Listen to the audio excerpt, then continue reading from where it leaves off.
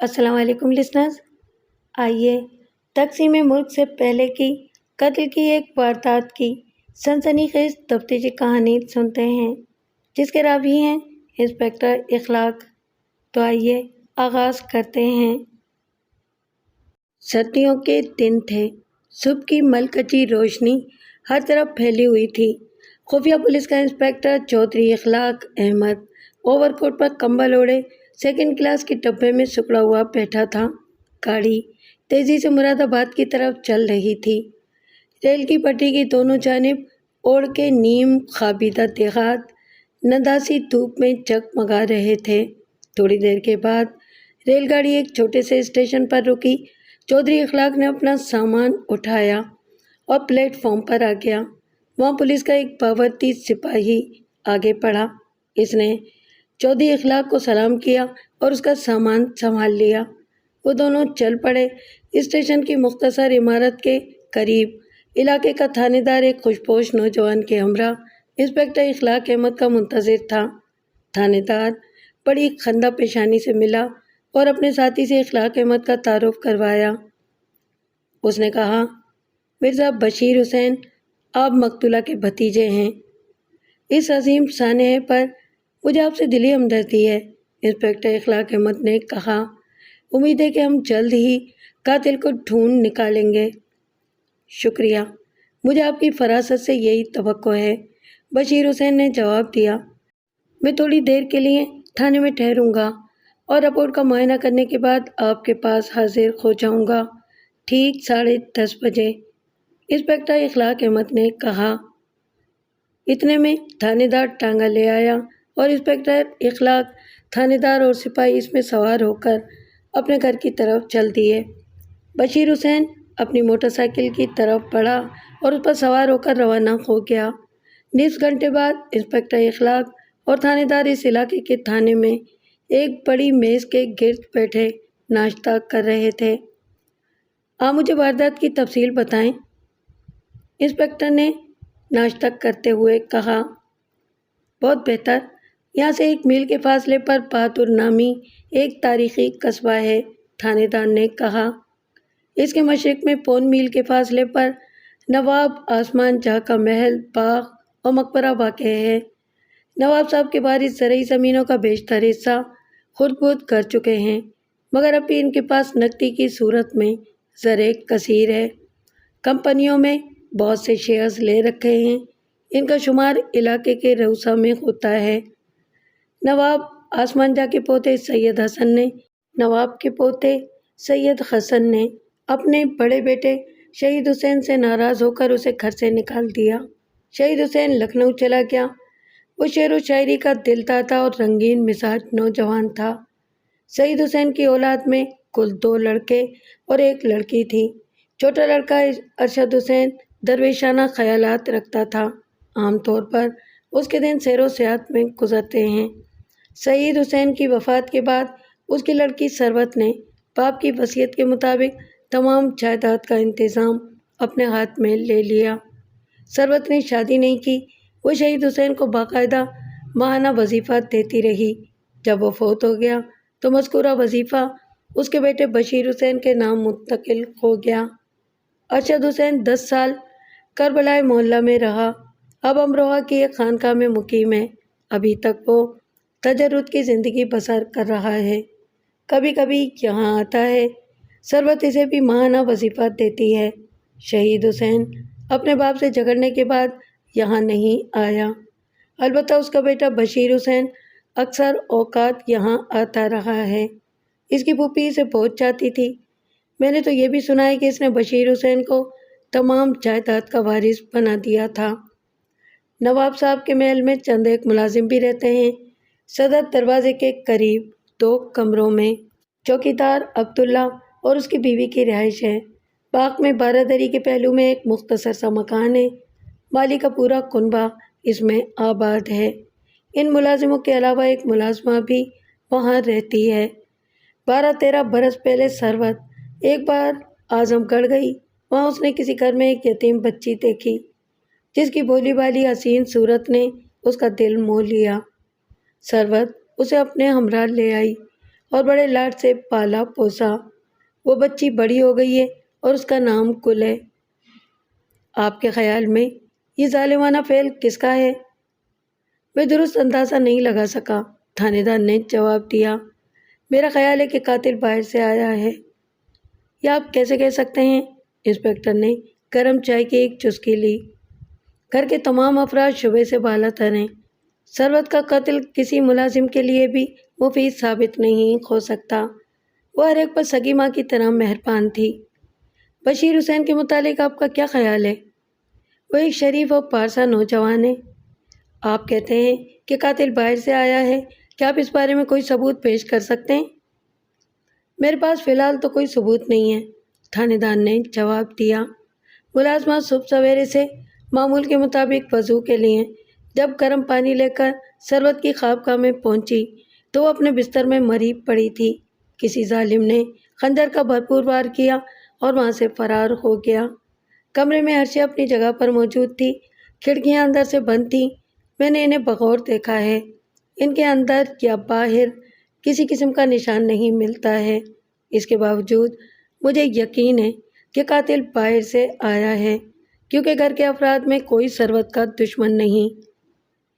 تھانے میں اپنے کام سے فارغ ہو کر انسپکٹر اخلاق احمد نے تانگا لیا اور بہادر پور کے قریب سے گزرتا ہوا نواب آسمان جا کے محل جا پہنچا۔ کھانے کا وقت ہو گیا تھا۔ خادم نے میز پر کھانا چنا۔ بشیر حسین اور انسپکٹر اخلاق احمد نے مل کر کھانا کھایا۔ جب فارغ ہوئے تو عبداللہ چوکیدار نے آرام کرسیاں دھوپ میں رکھ دیں اور وہ دونوں وہاں بیٹھ گئے۔ اب ہمیں اپنا کام شروع کرنا چاہیے، انسپکٹر اخلاق احمد نے کہا۔ جی حکم کیجیے، بشیر حسین بولا۔ میں گھر کے تمام افراد سے ملنا چاہتا ہوں، اخلاق نے کہا۔ بہتر ہے کہ میں انہیں باری باری بلاتا ہوں۔ سب سے پہلے گل شرماتی لجاتی آئی۔ اس کا چہرہ سیاہ چادر میں چھپا ہوا تھا۔ آپ کب سے یہاں رہتی ہیں؟ اخلاق احمد نے دریافت کیا۔ میں نے اسی گھر میں پرورش پائی ہے اور یہ مالکن کی عنایت و مہربانی تھی۔ کیا تمہاری مالکن کو کسی سے عناد یا دشمنی تھی؟ خدا بخشے، مالکن بڑی نیک اور رحم دل تھیں۔ گھر کا فرد ان سے محبت کرتا تھا۔ کوئی خاص بات جو تم نے دیکھی ہو؟ نہیں صاحب، گل نے سر جھکا لیا۔ اس کے جانے کے بعد عبداللہ چوکیدار کی باری آئی۔ تم کب سے یہاں ملازم ہو؟ چودھری نے پوچھا۔ حضور 20 برس ہو گئے ہیں اس خاندان کی ملازمت کرتے، عبداللہ نے جواب دیا۔ تمہارے خیال میں قاتل گھر کا کوئی فرد ہے یا باہر کا؟ سرکار، گھر میں کسی کی مالکن سے دشمنی نہیں تھی۔ وہ ہم سب پر یکساں مہربان تھیں۔ ان کی بدولت ہم سب آرام سے زندگی بسر کر رہے تھے۔ گھر میں 5 افراد ہیں۔ بیچاری گل اس قدر دھان پان ہے کہ تیز ہوا کی سیٹیوں سے ڈر جاتی ہے۔ مالک تو صرف کتابوں کی شوقین ہے۔ ہم نے آج تک انہیں ایک چڑیا بھی مارتے نہیں دیکھا۔ میں 30 برس سے اس گھر کا نمک کھا رہا ہوں۔ مجھ سے یہ نمک حرامی ممکن ہی نہیں۔ کچھ پڑھا لکھا ہونے کی وجہ سے میں دین اسلام سے واقف ہوں۔ میری بیوی کو مالکن سے بڑی محبت تھی۔ اس کو ان کی موت کا اس قدر صدمہ ہے کہ روتے روتے بیچاری کی آنکھیں سوج گئی ہیں۔ اب رہ گئی بوڑھی ماما تو وہ بڑی نیک اور عبادت گزار عورت ہے۔ تمام علاقے میں اس کی عزت ہے۔ ٹھیک ہے، اگر قاتل باہر سے آتا تو دروازہ یا کھڑکی کھلی رہ جاتی یا وہ کسی جگہ اپنا نشان ضرور چھوڑ جاتا، انسپکٹر اخلاق احمد نے کہا۔ سرکار، ان باریکیوں کو آپ سمجھتے ہیں یا مالک؟ میں بھلا کیا کہہ سکتا ہوں؟ تم بشیر حسین کو مالک سمجھتے ہو؟ جی ہاں، مالکن کے بعد اب اس گھر کے یہی سب کچھ ہیں۔ اخلاق نے ہاتھ اٹھا کر اسے جانے کا اشارہ کیا اور چوکیدار سلام کر کے چلا گیا۔ اس کے بعد ماما بلائی گئی۔ وہ بجنور کی رہنے والی تھی اور بہت افسردہ اور بے چین دکھائی دیتی تھی۔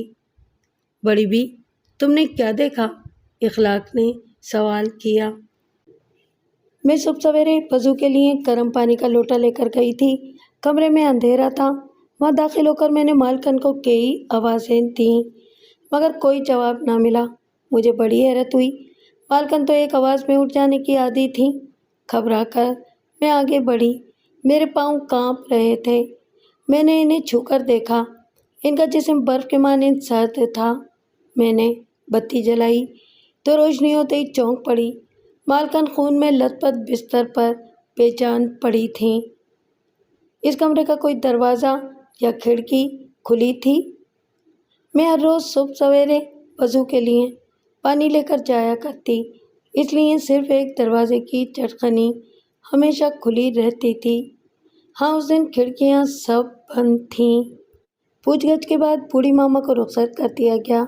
گھر کے ملازموں سے ملاقات کرنے کے بعد اخلاق نے مکان کا بغور جائزہ لیا۔ ثروت کی خوابگاہ دوسری منزل پر تھی۔ اس کے سامنے ایک برآمدہ تھا۔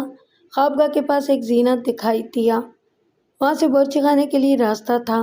ثروت کی خوابگاہ سے 2-4 کمرے بعد گل کا کمرہ تھا اور اس کے سامنے مرزا بشیر حسین کا وسیع کمرہ۔ گل کے کمرے کے پاس ایک زینہ تھا جو نیچے کتب خانے میں ختم ہوتا۔ عبداللہ چوکیدار اور اس کی بیوی رحمت صدد دروازے کے قریب رہتے تھے، جبکہ ماما باورچی خانے کے پہلو میں ایک چھوٹی سی کوٹری کے اندر سوتی تھی۔ مکان کا معائنہ کرنے کے بعد انسپکٹر اخلاق بشیر حسین کی بیٹھک میں آیا۔ وہ ڈاک میں آئے ہوئے خطوط پڑھ رہا تھا۔ اف، غضب ہو گیا۔ چچا جان بھی چل بسے۔ بشیر حسین ایک خط پڑھتے ہی بول اٹھا۔ اس کی آنکھوں سے آنسو بہنے لگے۔ کیا ارشد حسین؟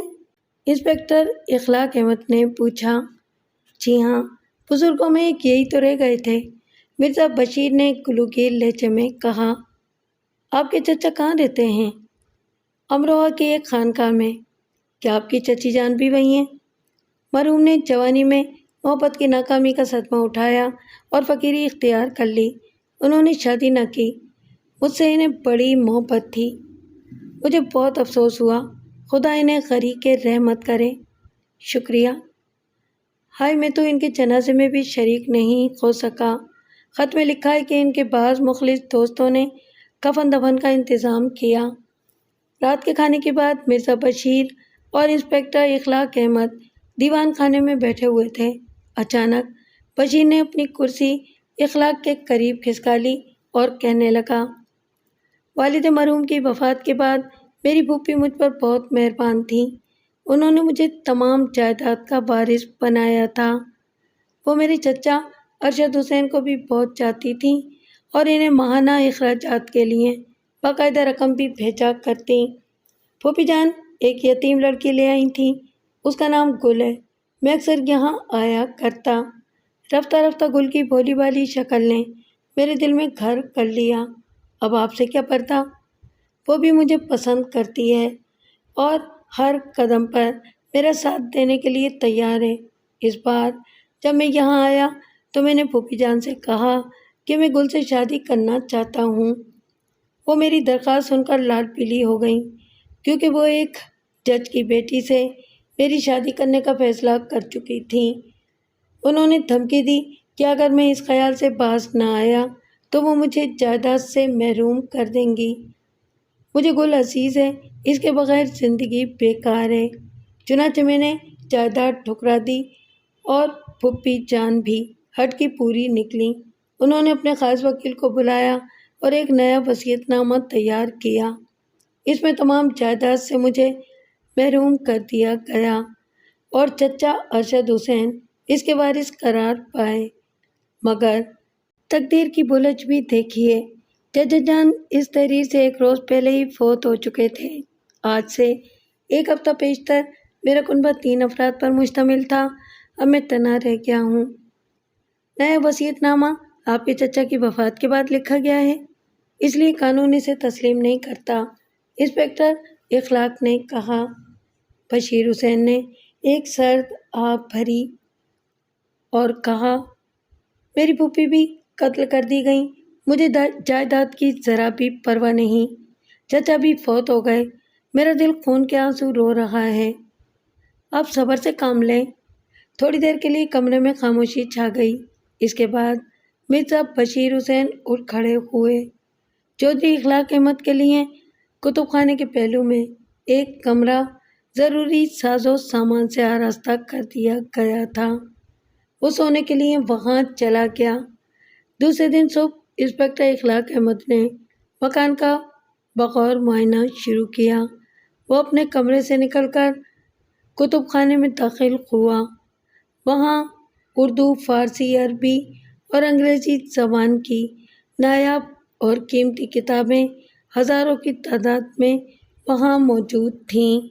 ان کے علاوہ بر صغیر کے ہندو اور مسلمان حکمرانوں کے قیمتی نوادرات بھی رکھے ہوئے تھے۔ انسپکٹر اخلاق ان تاریخی نوادرات کو بغور دیکھ رہا تھا۔ ایک مقام پر لکھا تھا شہزادہ جواں بخت کا خنجر، مگر وہاں کوئی خنجر موجود نہ تھا۔ فرش پر البتہ گلابی رنگ کا ایک فیتہ پڑا تھا جس کی لمبائی کوئی ایک بالش تھی۔ یوں معلوم ہوتا تھا کہ مذکورہ خنجر اس فیتے کی مدد سے نوادرات کی الماری میں لٹکایا گیا تھا۔ انسپکٹر اخلاق نے فیتہ اٹھا کر جیب میں رکھ لیا۔ ناشتے کے بعد اس نے دوسری منزل کے کمروں کا معائنہ شروع کیا۔ چھت پر دھوپ میں بیٹھی تھی گل، اس کا کمرہ تھا خالی۔ انسپکٹر اخلاق اندر چلا گیا۔ وہاں الماری کے ایک چوبی تختے کا کونا تازہ ٹوٹا ہوا معلوم ہوتا تھا۔ اخلاق نے اسے پکڑ کر ذرا زور لگایا اور وہ اپنی جگہ سے اکھڑ گیا۔ اس کے پیچھے ایک سوراخ تھا۔ اخلاق نے اس میں ہاتھ ڈالا، وہاں گلابی رنگ کے فیتے کا ایک پون فٹ ٹکڑا پڑا تھا۔ اخلاق نے جلدی سے وہ ٹکڑا اٹھایا اور اس ٹکڑے سے اس کا مقابلہ کیا جو کتب خانے سے ملا تھا۔ دونوں ٹکڑے اصل میں ایک ہی فیتے سے تعلق رکھتے تھے۔ خنجر کی عدم موجودگی سے اسے یقین ہو چکا تھا کہ قتل کی واردات گھر کے کسی فرد کی اعانت سے ہوئی ہے۔ ممکن ہے کہ گھر کا کوئی فرد ہی حقیقی قاتل ہو۔ اس کے بعد وہ دیوان خانے میں پہنچا اور گل کو بلوا بھیجا۔ قتل کی شب تم نے کوئی شور سنا تھا؟ گل کے آنے کے بعد اخلاق نے سخت لہجے میں پوچھا۔ جج جی، قتل سے 2 دن پہلے مالکن اور بشیر صاحب میں جھگڑا ہوا تھا۔ ثروت بی بی سخت غصے میں تھیں۔ انہوں نے بشیر صاحب کو آگ کر دیا تھا اور گھر سے نکل جانے کا حکم سنا رہی تھیں۔ اس وجہ سے میں اس رات سو نہ سکی۔ دوسرے دن بشیر صاحب نے اپنا سامان باندھنا شروع کر دیا۔ ان کا ارادہ تھا کہ دوسرے دن صبح سویرے یہاں سے ہمیشہ کے لیے چلے جائیں گے۔ میں دوسری رات بھی کوشش کے باوجود سو نہ سکی۔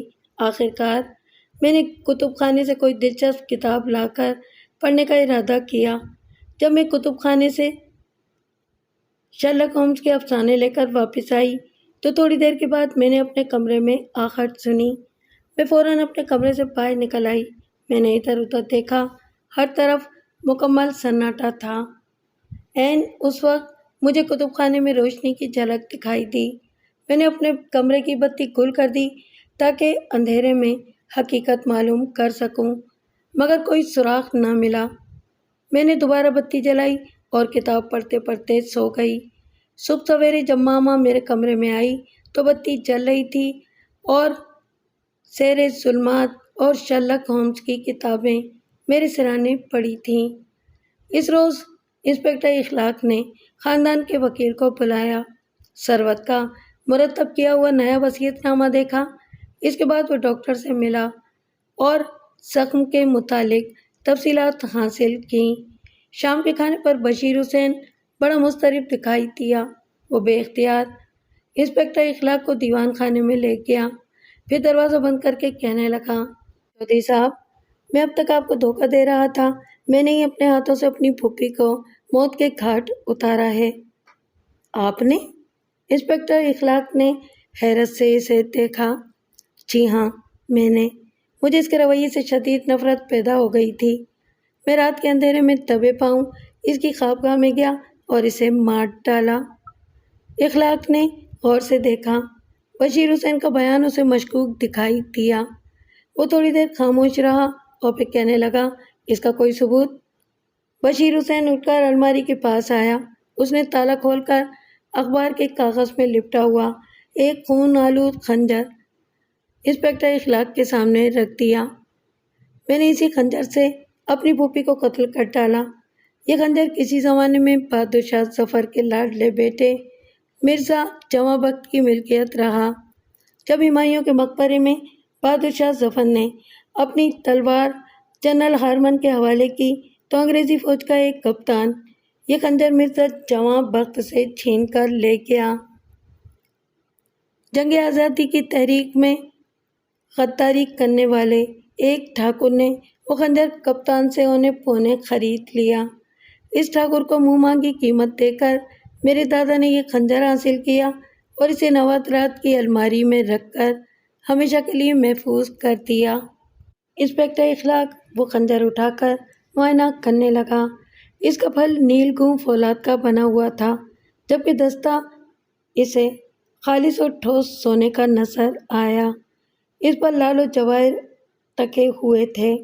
پھل اس وقت بھی خون آلود تھا اور کمرے کی مدھم روشنی میں بڑا بھیانک دکھائی دیتا تھا۔ چودھری صاحب، بشیر حسین کہنے لگا، مجھے اپنی زندگی کی کوئی پرواہ نہیں، میں پھانسی کے رسے سے لٹکنے کے لیے تیار ہوں، مگر گل یہ جان کا صدمہ برداشت نہیں کر سکے گی، وہ زندہ درکور ہو جائے گی۔ چودھری صاحب، آپ خدا کے لیے گل کو بچا لیں، میں ہمیشہ کے لیے آپ کا غلام بن جاؤں گا۔ بشیر صاحب، ذرا صاف صاف بتائیں کہ آپ چاہتے کیا ہیں؟ میں چاہتا ہوں کہ آپ گل کی خاطر میری جان بخشی کر دیں، یعنی قانون کو پس پوچھ ڈال کر میں آپ کے بچاؤ کی صورت پیدا کروں۔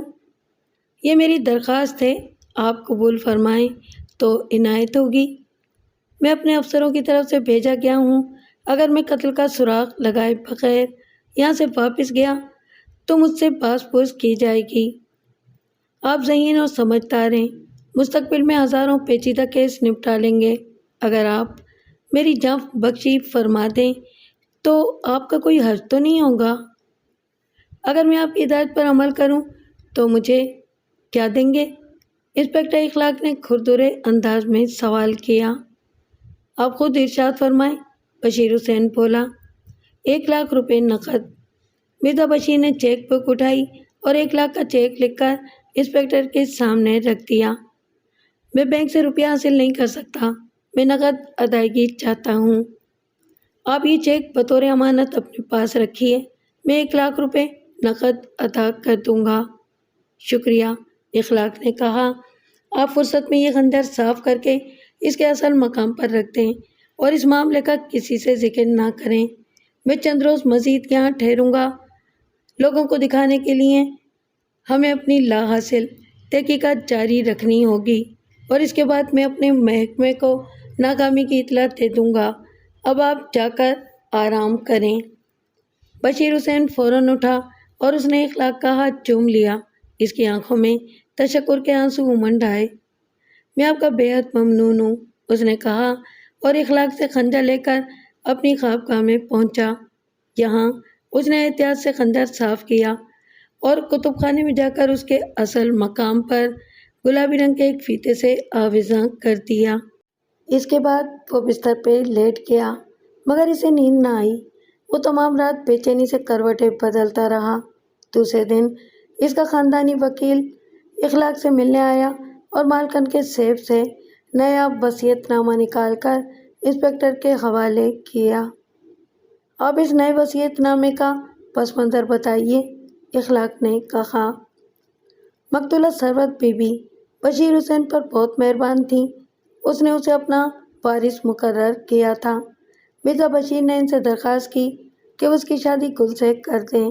اس بات سے انہیں ناراض کر دیا۔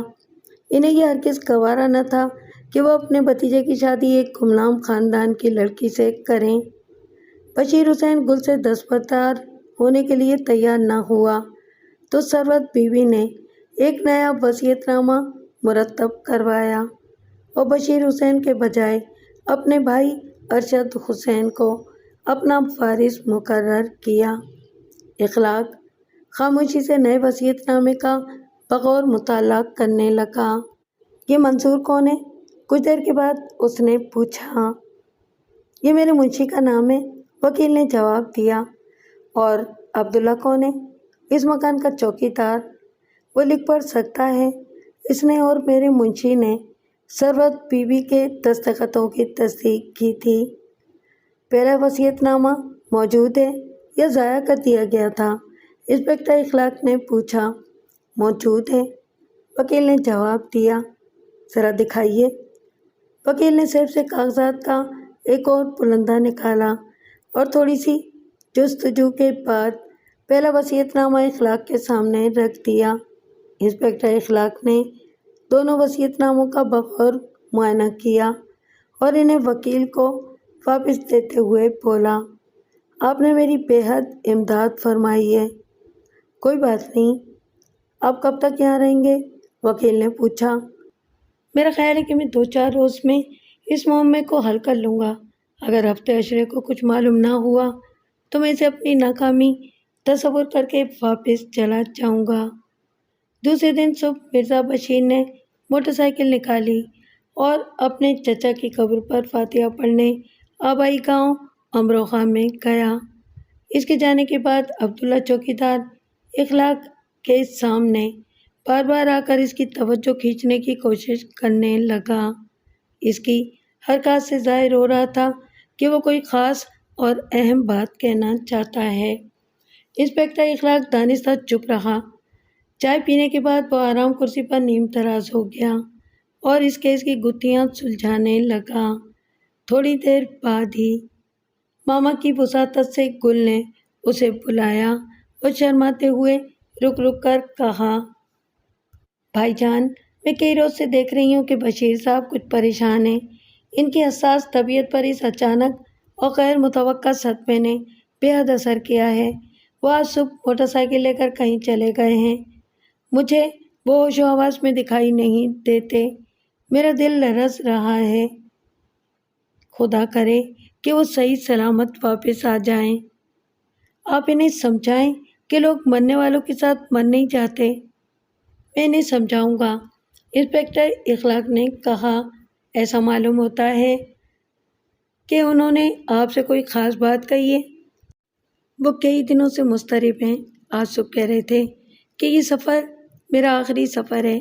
ممکن ہے کہ چند گھنٹوں کے بعد میری بے گور و کفن لاش کسی کھیت کے کنارے پڑی ملے۔ یہ کہہ کر گل رونے لگی۔ آپ گھبرائیے نہیں، وہ صحیح سلامت واپس آ جائیں گے۔ میں نے آج اپنے کمرے میں ایک عجیب چیز دیکھی ہے۔ ممکن ہے کہ وہ آپ کے لیے مفید ثابت ہو، گل نے کہا۔ وہ کیا؟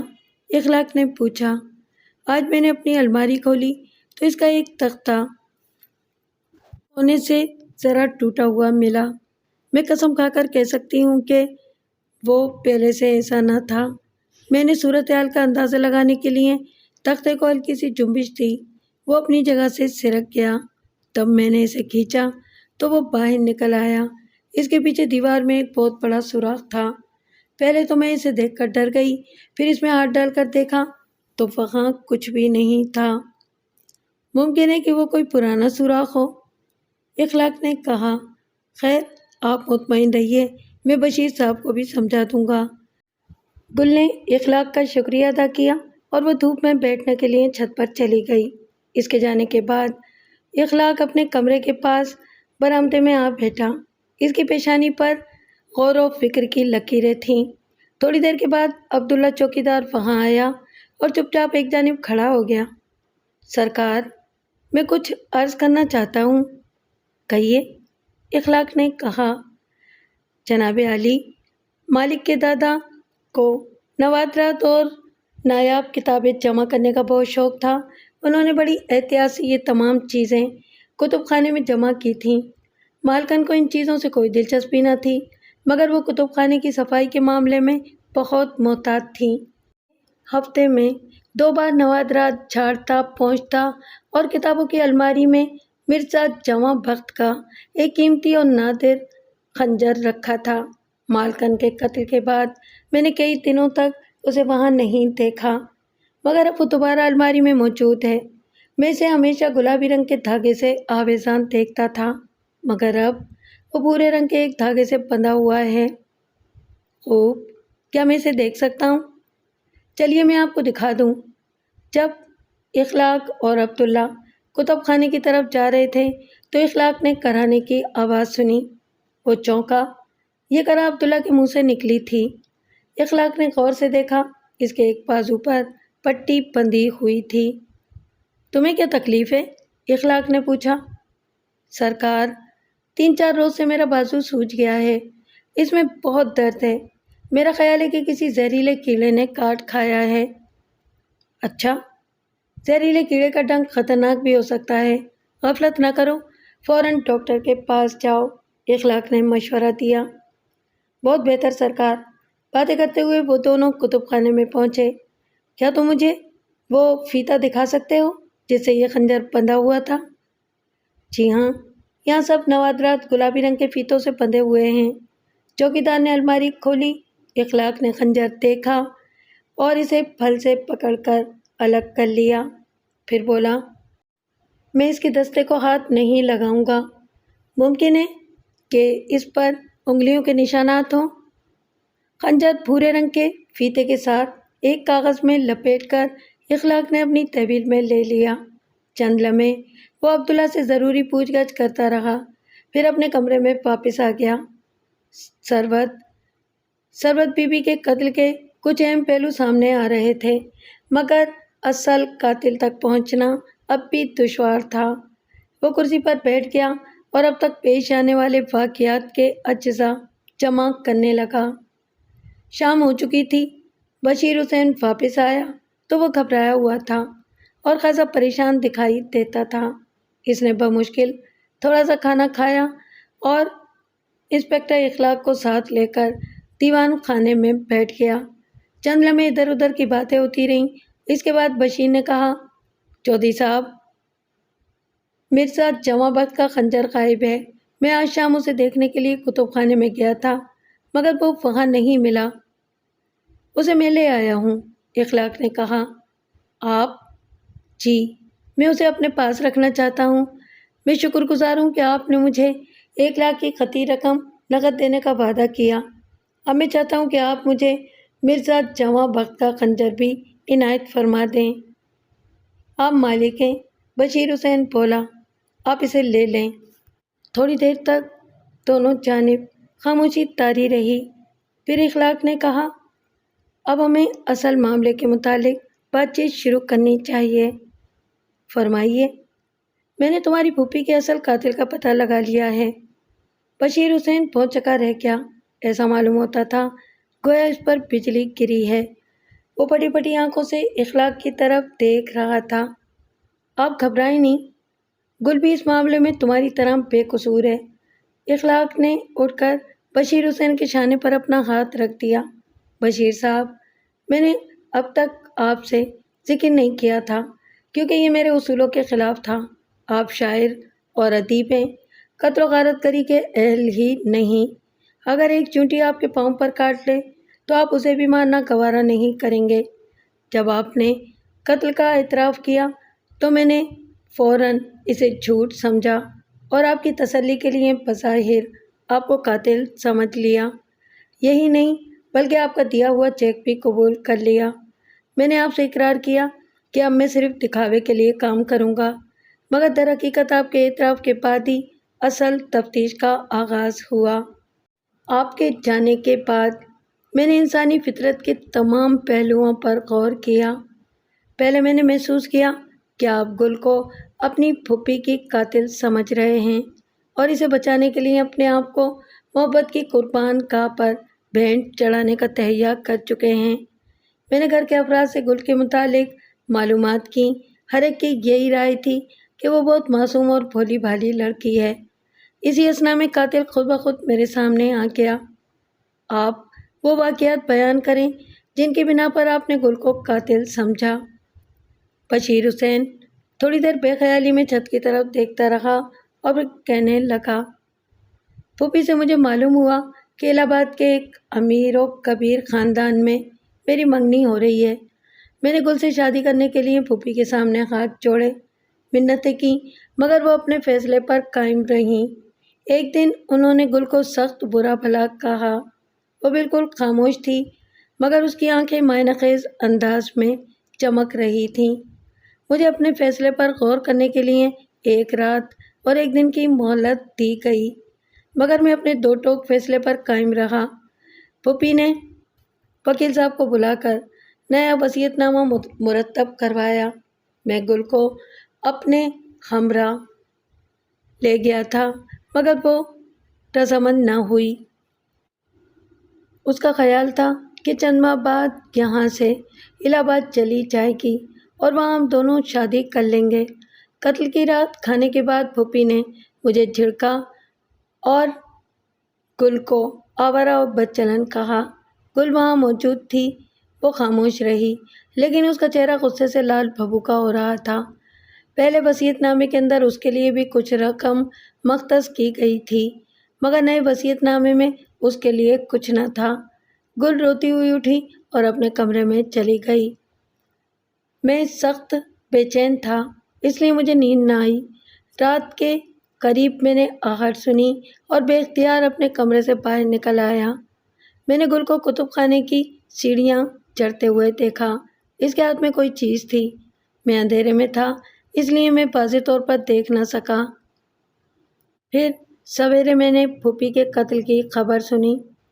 رات کا واقعہ میرے دماغ پر نقش تھا، چنانچہ دل میں کئی وسوسے پیدا ہوئے۔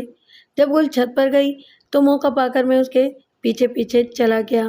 اس کی الماری کا تالا کھلا ہوا تھا۔ میں نے دیکھا کہ کونے کا ایک تختہ بھی ٹوٹا ہوا تھا۔ میں نے اسے پکڑ کر کھینچا، وہ اپنی جگہ سے الگ ہو گیا۔ اس کے ساتھ ہی دیوار سے لگا ہوا تختہ بھی باہر نکل آیا۔ دیوار میں ایک سوراخ تھا، وہاں کپڑے میں لپٹی ہوئی کوئی شے رکھی ہوئی تھی۔ میں نے اسے باہر نکالا۔ وہ مرزا جواں بخت کا خنجر آبدار تھا اور گل کی ایک قمیص میں لپٹا ہوا تھا۔ قمیص کا ایک کف ٹوٹا ہوا ملا۔ میں بھونچکا رہ گیا۔ مجھے زمین و آسمان گھومتے ہوئے دکھائی دیے۔ میں قمیص اور خنجر وہاں سے اٹھا لایا اور انہیں الماری میں بند کر دیا۔ رات کو گل کی قمیص جلا دی اور اس کی راکھ بائیں باغ کی نالی میں بہا دی۔ اتفاق سے یہ واقعہ میرے ذہن سے اتر گیا۔ جس روز آپ آئے اس رات میں نے اسے کتب خانے کی الماری میں رکھنے کا فیصلہ کیا۔ کچھ دیر سے بیدار ہوا۔ جب میں کتب خانے کے زینے پر پہنچا تو مجھے آہٹ سنائی دی۔ میں نے جھانک کر دیکھا، آپ نوادرات کی الماری کے سامنے کھڑے تھے اور غور سے خنجر کی چٹ پڑھ رہے تھے۔ میری غفلت کی وجہ سے موقع ہاتھ سے جا چکا تھا۔ اگر آپ کے وہاں جانے سے پہلے خنجر ادھر موجود ہوتا یا چٹ اڑا لی جاتی تو معاملہ صاف تھا۔ مجھے آپ کی غیر معمولی ذہانت سے امید تھی کہ آپ ناکام واپس نہیں جائیں گے، چونکہ خون آلود خنجر گل کی الماری سے برآمد ہوا تھا اور دیوار کے سوراخ میں اس کی ایک قمیص بھی موجود تھی جس کا کف خون آلود تھا۔ اس لیے میں نے اسے مجرم خیال کیا اور اسے بچانے کے لیے قتل کا الزام اپنے سر لے لیا۔ میرا خیال تھا کہ میں آپ کو دھوکہ دینے میں کامیاب ہو گیا ہوں، مگر اب معلوم ہوا کہ دھوکہ تو میں نے خود کھایا ہے۔ اب ذرا میری سنیے، انسپکٹر اخلاق نے کہا۔ جب آپ نے اقبال جرم کیا تو میں فوراً تاڑ گیا کہ آپ گل کو بچانا چاہتے ہیں، کیونکہ آپ کو یقین تھا کہ ثروت بی بی کو اسی نے قتل کیا ہے۔ میں نے سوچا کہ گل کو اس قتل سے کیا فائدہ پہنچ سکتا ہے۔ اگر آپ کی پھوپھی زندہ رہتی تو ممکن تھا کہ بعد میں ان کا غصہ ختم ہو جاتا، اگر وہ گل پر پہلے کی طرح بہت مہربان ہو جاتی۔ نئے وصیت نامے کی موجودگی میں ثروت بیوی کے مرنے سے اسے فائدے کے بجائے نقصان ہوتا۔ میں گل کی عدم موجودگی میں اس کا کمرہ دیکھ چکا ہوں۔ میں تختے کے ٹوٹے ہوئے کونے اور دیوار کے بڑے سوراخ سے بھی واقف ہوں۔ آپ وہاں سے خنجر اور قمیض اٹھا لائے مگر ایک اہم چیز وہیں چھوڑ آئے۔ میں نے سوراخ سے فیتے کا وہ ٹکڑا حاصل کیا جس کی مدد سے کتب خانے میں خنجر لٹکایا گیا تھا۔ جب آپ نے اپنے مجرم ہونے کے ثبوت میں خون آلود خنجر پیش کیا تو میں چونکا۔ گلابی رنگ کا فیتا جس سے خنجر لٹکایا گیا تھا میری جیب میں تھا اور میں نے اسے گل کی الماری سے حاصل کیا تھا۔ میں سوچتا رہا کہ وہ خنجر وہاں کیوں اور کیسے آیا۔ قاتل نے وہ خنجر گل کی الماری میں جان بوجھ کر رکھا تھا تاکہ تلاشی کے دوران میں پولیس اسے ڈھونڈ نکالے اور اس کی خون آلود قمیض اور خنجر کی وجہ سے گل تمہاری پھوپھی کے قتل کے جرم میں گرفتار کر لی جائیں۔ میں ذہنی طور پر الجھ کر رہ گیا۔ آخرکار واقعات کی سلسلے وار کڑیاں میرے ذہن میں ابھرنے لگیں۔ اب قاتل میرے سامنے ہے، مگر میں ابھی وثوق سے کچھ نہیں کہہ سکتا۔ دوسرے دن انسپکٹر اخلاق نے بشیر حسین اور عبداللہ چوکیدار کو شکار کے بہانے ایک قریبی علاقے میں بھیج دیا۔ مالی بھی ان کے ہمراہ گیا۔ عبداللہ کی بیوی رحمت اور بوڑھی ماما قصبے میں کچھ ضروری مرچ مسالہ خریدنے چلی گئیں۔ گل چھت پر بیٹھی دھوپ سینک رہی تھی۔ اخلاق نے چوکیدار کے 11 سالہ لڑکے اور مالی کے 2 چھوٹے بچوں کو گل کے پاس چھت پر بھیج دیا۔ اس کے بعد وہ عبداللہ کے کمرے میں گیا اور 15-20 منٹ تک وہاں کچھ تلاش کرتا رہا۔ رات کا کھانا مختصر تھا۔ انسپکٹر اخلاق اور مرزا بشیر دونوں اکٹھے ہی کھانے سے فارغ ہوئے۔ اس کے بعد وہ دیوان خانے میں بیٹھ گئے۔ اخلاق نے گرم گرم چائے کا ایک گھونٹ لے کر اپنی بات بتانی شروع کی۔ بشیر صاحب، آپ کے علاوہ اس گھر میں عبداللہ چوکیدار اور اس کی بیوی رحمت، اس کا لڑکا اور بوڑھی ماما ہیں۔ مالی اور اس کا مختصر کنبہ باغ میں رہتا ہے۔ رات کے وقت دروازے بند ہوں تو وہ مکان میں داخل نہیں ہو سکتے۔ چوکیدار اس خاندان کا منہ چڑھا ملازم ہے، اس پر بہت اعتماد کیا جاتا ہے۔ پہلے وصیت نامے میں اس کے لیے 5000 روپے مخصوص تھے، مگر دوسری وصیت میں اسے محروم کر دیا گیا۔ دوسرے ملازم بھی زیر عتاب آئے، لیکن نئی وصیت کی تفصیلات سے آگاہ نہ ہو سکے۔ عبداللہ نے آپ کی پھوپھی کے دستخطوں کی تصدیق کی تھی۔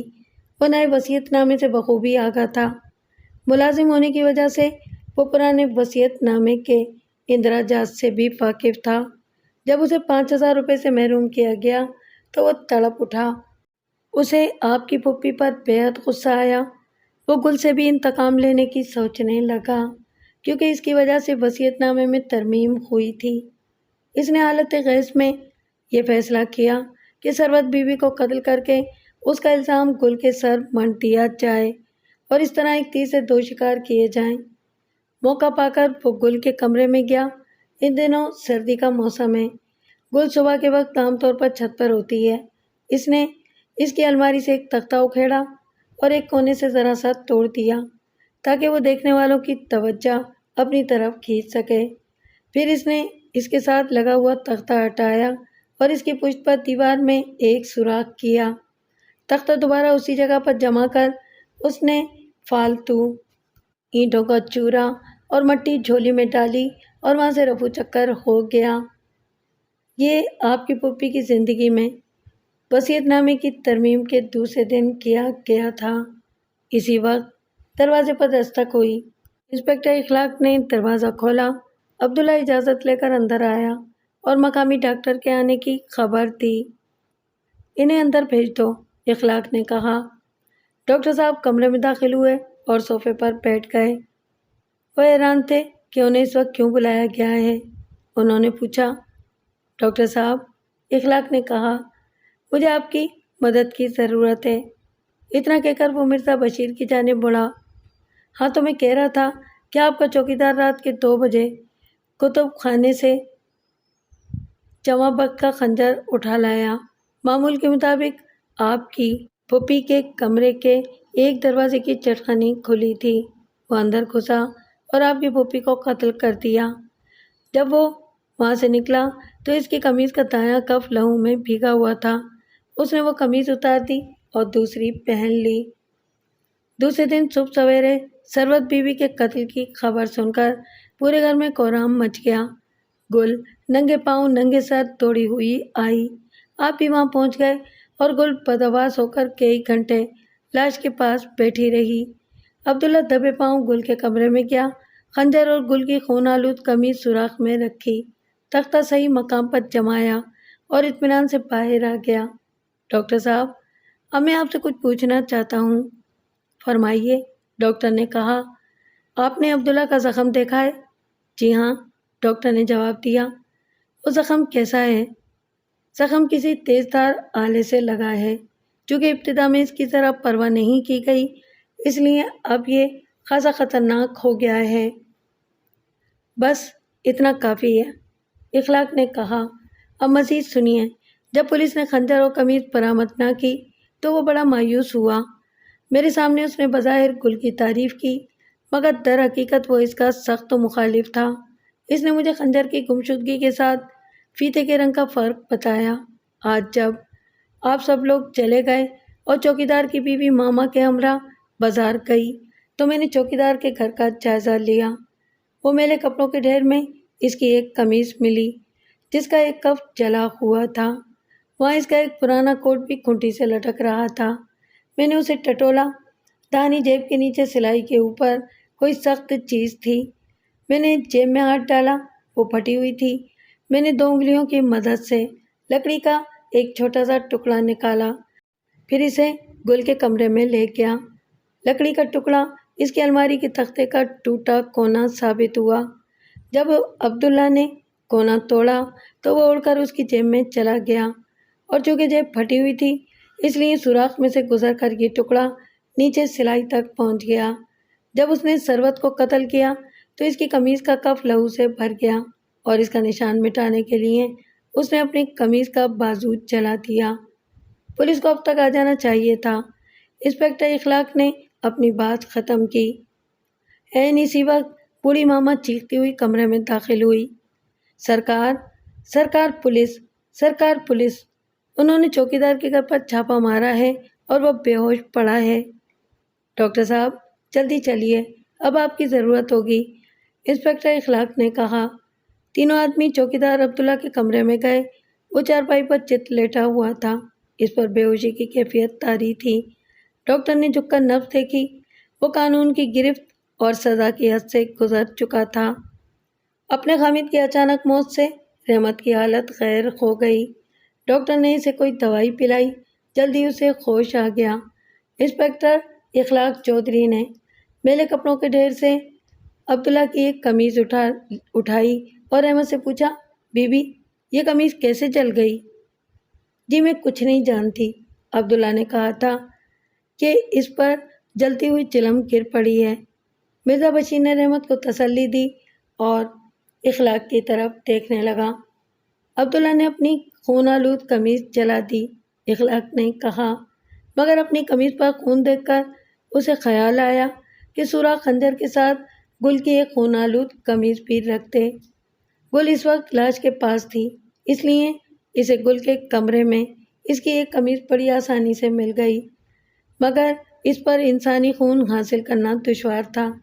اس نے خنجر سے اپنے بازو میں ذرا شگاف لگایا اور اس طرح گل کی قمیض خون آلود کر دی۔ اب وہ مر چکا ہے، اللہ تعالیٰ اس کی مغفرت کرے۔ دوسرے دن انسپکٹر اخلاق نے واپسی کی تیاری شروع کر دی۔ جب وہ اور مرزا بشیر ناشتہ کر چکے تو اخلاق نے کہا، بشیر حسین، گل سے ان واقعات کا ذکر ہرگز نہ کیجیے گا۔ وہ معصوم ہے، دنیا کی مکاریوں اور سازشوں سے بے خبر رہنا چاہیے۔ ہاں مجھے یاد آیا، لیجیے، یہ رہا آپ کا چیک۔ انسپکٹر اخلاق نے جیب سے چیک نکال کر بشیر حسین کی طرف بڑھایا۔ آپ اسے اپنے پاس رکھیں، آپ نے زندگی بچائی ہے۔ اخلاق نے چیک ہوا میں لہرایا، پھر جیب سے دیا سلائی نکالی اور اسے آگ لگا دی۔ جب تک وہ چیک زمین پر پھڑ پھڑانے لگا اس نے اسے اپنے پاؤں سے مسل دیا۔ بشیر صاحب، میں روپے کو ہاتھ کا میل سمجھتا ہوں، خوشی ہے کہ میں نے آپ کے لیے مفید کام کیا، بس اپنی دعاؤں میں یاد کر لیجیے گا۔ اچھا، خدا حافظ۔ تھانے دار صاحب ٹانگا لے آئے ہیں۔